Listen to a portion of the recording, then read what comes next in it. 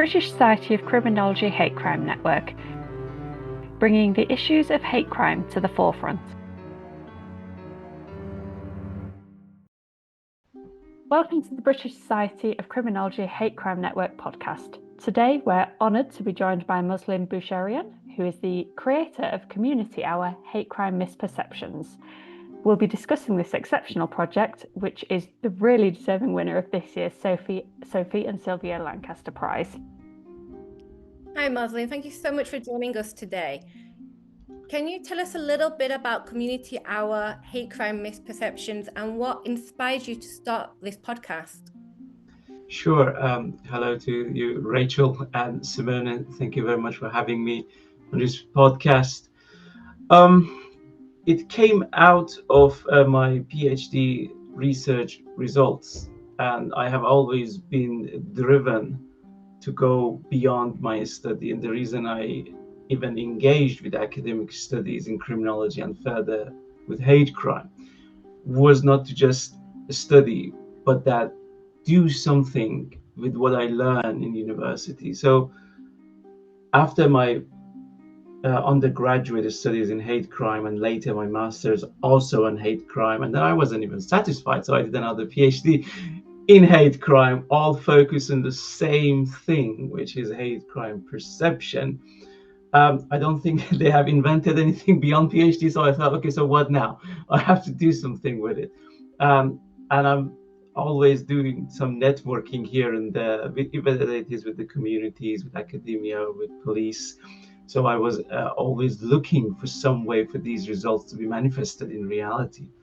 And I thought about it and I said, okay, so the least I can do is to have a podcast, whether it's going to be broadcasted on the radio live, whether it's going to be a recording sitting on a website. And to be honest, it just grew organically, because I didn't know Spotify, for example, host podcasts. So it just came later. And I had no idea that there's a radio station, let alone two of them, are going to broadcast it live. So it was just a small ambition of the PhD postgraduate researcher that later turned on to this project. And how did you decide which issues to focus on in each episode? Well, to be honest, the credit goes to a lot of people. Nothing I think can ever be done if there's an individual and there's an individual and there's an individual, other than these individuals somehow come together and form a group and a team, even if it is an informal one. So I was thinking, I had a friend actually a while ago, while I was undergrad working in a restaurant, and he was a DJ nonetheless in one of the local radio stations, who one day came to the restaurant, and I found the personality actually interesting. So we talked, became friends, exchanged some numbers. So it was always sitting in my mobile phone that this guy is a DJ at that station, and I forgot about it. When it came to this project, I thought, okay, maybe I can give that person a call to see how radio works. I've never done this. And so we did the call, and he introduced me to a guy at the radio station, Awaz FM. And they were very, very kind. They invited me to their studio. I went there, we sat down, we talked, and out of the blue, there was this fiesta of a broadcaster there as well on that particular day. And then he was like overhearing what we were talking about, and said, well, can I join in? Because it seems very interesting. Can we just broadcast it on both radios at the same time? And we said, yeah, why not? So we sat together, three of us, and decided that we create a calendar, like 52 weeks. Can we have 52 sessions? And we immediately realized that it's too ambitious. So we drafted it anyway, and we just put it on the wall, physically in the radio station and electronically with myself. And we said, okay, leave it with me. I'm going to go hunt for specialists and experts and academics and professionals around these subjects. And any of them we can run, good for us. It's a pilot. We don't have anything big in our head and in our mind. It came together organically, so we're going to go with it like that. And it didn't go as planned. Yeah, the 52 sessions never came to fruition. And later on, I'll elaborate more on, the obstacles that we faced. No, thank you so much for telling us a little bit about that. It's really interesting. Thinking about those episodes, could you share maybe a standout episode or a story that really stuck with you? Well, yes, it grew. The first one is called Hate Crime Misperception, and the only guest on it is myself. But then with the Pride Month and LGBTQ hate crime awareness, we found other people to join us. And then we went with the Refugee Week, and then we went with the International Youth Day. We went with the hate crime in sports, and then suddenly, and it came to me in the middle of the program where I was looking at the screen behind the microphone in the station. I still don't know half of those fancy buttons, how they do work, but kudos to the guys in the studios working really hard to make everything sound well. And I saw like Professor John Garland, who has done a lot of good hate crime work or in sports, in front of me in the screen, and then another guy who I knew from our community, who's a professional footballer, and I know another person from older days when I was playing badminton in Hampshire League, who's now a coach. It's just us sitting here talking about hate crime in sports, whereas I haven't done anything in hate crime in sports.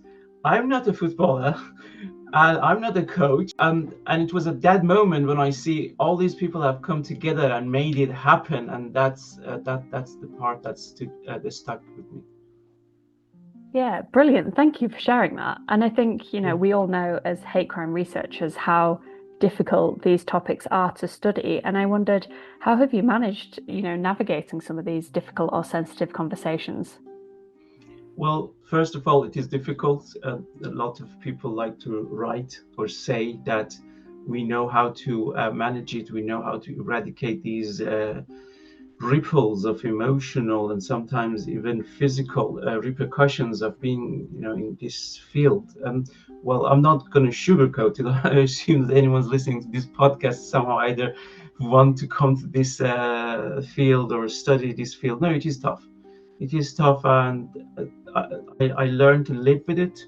I think by managing, we never mean we can eradicate it. You cannot be thinking about hate crime, studying hate crime, do some activities around it, especially when it becomes something physical and feasible, like a radio show or a collaboration with a project, local project. You cannot want that, and then at the same time don't anticipate the emotional burden. And at the same time, when those emotional burdens get really hard, and not anticipating any physical repercussions. No, you cannot do that. There have been times when I couldn't get out of bed. There have been times when I sat in front of my screen after just doing an interview, for example, for my research. And then for hours, I was just sitting there. I couldn't move. My palms, my feet were all cold. And I know it's just a reaction to what I was going through. But I think that is what we all have signed up to. None of us think that there's no repercussion. It is there, yeah. So I would say there are ways to manage it. Always talk to someone. Obviously, when I was doing my PhD, I have good links with my supervisors, and from time to time we meet each other here and there and we talk. And I can also talk to my wife, who's also very passionately being listening to me, suffering through my PhD process and project with me. So she probably can write my project much better than myself, because I've read my draft to her multiple times. Yeah, these networks really help. So there are times when you think the whole world is against you, but really using these networks and finding out that, yeah, there are people who care and there are people who think like you, and you can talk to them. That on its own will help you move forward. Thanks, Moslem. Now, there'll be other people listening who are also thinking about starting their own podcast. So what advice or what lessons would you share with others looking to use podcasting for social impact? Planning first, obviously, and high organization and planning goes into it. And the planning just doesn't mean, for me at least, a piece of paper and a table and a date and some names. No, the planning starts way before that, at the networking. I have always at some point thought that Dr. Nathan Hall, kudos to him, he's my muse in doing all these. He has been one of the people who somehow coped with my, as he put it, enthusiasm. I personally call it being annoying, but he relabeled it as being enthusiastic. But yeah, I have always wanted more.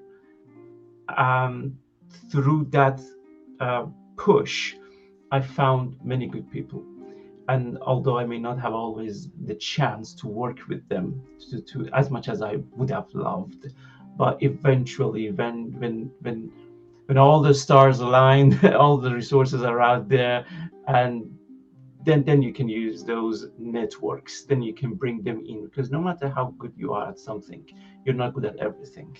I might have a general idea of what hate crime looks like, but I can never talk in place of a Black person who's going through racism, a disabled person who's going through hate crimes, a gypsy person or a Roma or a traveler who's going through all those difficulties. The nuances is just so diverse that it is not physically feasible for one person to go through all of those. So those networks are very important. So to anyone who wants to do a podcast on any special issue, I would say, do have the humility and consideration that you may want to facilitate it, but the real strength comes from the expert voices in each of those. Even if it is the same issue, try to diversify the voices so as to not to focus on one issue. I think that is the goal here. What do you think's next now for Community Hour or for your research? What would you like to focus on? Well, the research showed there is a huge misperception around hate crime. And the reason we don't get many hate crime reports in, obviously there are a lot of barriers, but my focus is on the fact that a lot of people don't know what is it they want to report, what is it they are going through. They cannot bridge their experience, their victimization to the word hate crime. And the fact that we're calling it hate crime is exclusionary to all those experiences that are non-crime hate incidents. And kudos to the police for wanting to record them all. But while we're calling it hate crime, a layperson may not necessarily think of their, as to what they would say it, low impact or not so serious behavior, however, if that is with prejudice motivation, as something they can report. So as I would consider this as my activism goes, I want to bridge that. I want to raise awareness about hate crime, not by not telling the people what hate crime is, but addressing its misperceptions. There are so much misinformation out there about what crime is, what prejudice looks like, what reporting behavior is affected by, and I want to address those. And currently, I'm glad to say that I'm working with Hampshire Constabulary, and they really want to push this forward for the Hate Crime Awareness Week. We're consulting the Hampshire Constabulary's victim satisfaction surveys. We're consulting a change in hate crime reporting behavior for communities that have had most increase and most decrease at the same time, to identify the communities that is affected around the key trigger events. And we want to target those communities with tailored hate crime awareness, which would include addressing how each of those communities misperceive hate crime. So that is next, and it's ongoing. That's really exciting to hear. And like you said, it's a really important topic to address those hate crime misperceptions. And I wonder, because you've already spoken about that being a new issue you're excited to explore, and you're almost doing a little case study down where you live, but what is it that maybe for the listeners, what is it that they could be doing to tackle hate crime misperceptions? I would say it starts with your closest network. There are people who trust you, and they might not be criminologists or sociologists or psychologists, and they may not have necessarily had an experience with hate crime. But increasing the accurate information of what hate crime looks like starts with your closest network, because they trust you. And you can talk to them about these sensitive topics. You can tell them how the world is. Sometimes when I talk to my friends and family members, that this is what I'm studying, this is what I'm going through. And when I start to talk about these, their eyes are very indifferent. But when I give them some numbers, when I give them some lived experiences of the people I come across with, now those eyes are starting to widen. And I think, okay, so that is the start of my activism. That is the start of moving this ripple, this hate crime awareness. To me, that's how hate crime awareness looks like, rather than a leaflet, rather than a program. Meaningful impact. Get in contact with the closest ones. They don't necessarily need to be the victim or witnesses. It's just raising awareness and letting them know, educating them on what this social phenomenon looks like.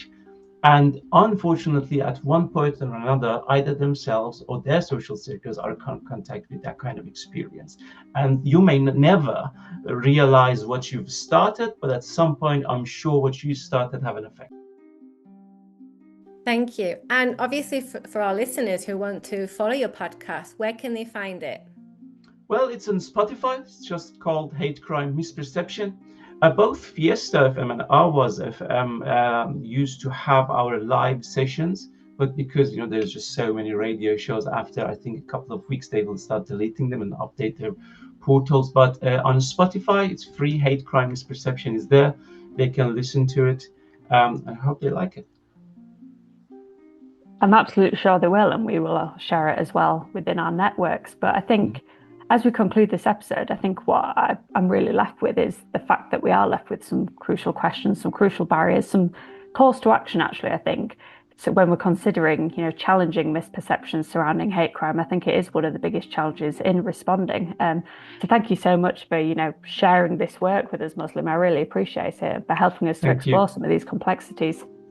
Thank you very much. Thank you. And then the thanks really goes to everyone who was present on the show, to everyone who gave me the platform to air it, to every academic who from my undergraduate all the way to now is supporting me, is tolerating my quote unquote enthusiasm and give me the confidence to go forward. And thank you also to the British Society of Criminology Hate Crime Network, where it is these kind of experiences and involvement that makes me feel belong, and it's just a constant thumbs up that you're doing the right thing. So no, thank you. Thanks actually goes to you guys. Thank you. The issues we discuss on this podcast are not abstract. They are deeply rooted in our society and our communities. By listening, you are already part of a network of researchers, practitioners, and individuals committed to tackling these challenges.